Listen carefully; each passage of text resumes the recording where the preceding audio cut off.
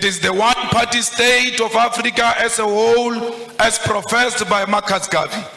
It is Ami Caesarius negritude, Kwame Nkrumah's African socialism, Steve Biko's black consciousness, Julius Nyerere Ujamaa. It is also Mbeki's African Renaissance, all based on forging a unity of African people who are formed by the same history and must seek after common destiny. It is the architectural achievement from the pyramid of Egypt to the cities of Mapungubwe. It is the industrial invasion by Garrett Morgan, traffic lights, Frederick Jones, refrigerated trucks, and Alexandra Miles, automatic elevator doors. It is the cultural movement in jazz, R&B, reggae, funk, blues, kwaito, juju Nigeria, Chimorenga Zimbabwe, Makosa Cameroon, and Benga Kenya.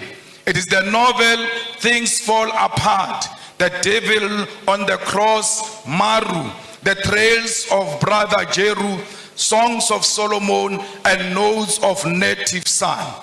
It is the artwork of Gerald Sekoto, Chike Anyako, Oche Okeke, Edmonia Lewis, the religious movement of Bishop Lekhanyane, Manku, and Shembe, the Coptics of Egypt and the Ethiopian Orthodox Christians, as well as Islamic denominations from Tunisia, Nigeria, Kenya, all deserve a place in the rich thinking and knowledge about Africa and its people.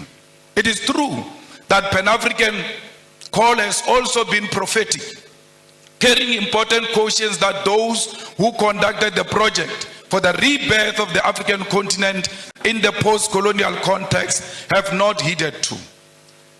In the pages of Frantz Fanon, Richard of the Earth, lays a critique which, since independent in the 1950s to this day, leaders of African people have failed to give programmatic response to this call. First and foremost, the Pan-African call is a call for African unity, not cooperation, collaboration, or coexistence. Many of you confuse the unity of Africa to mean collaboration or cooperation. We don't want to cooperate, we don't want to collaborate, we want to be one, and being one means we must share the same vision and the same direction.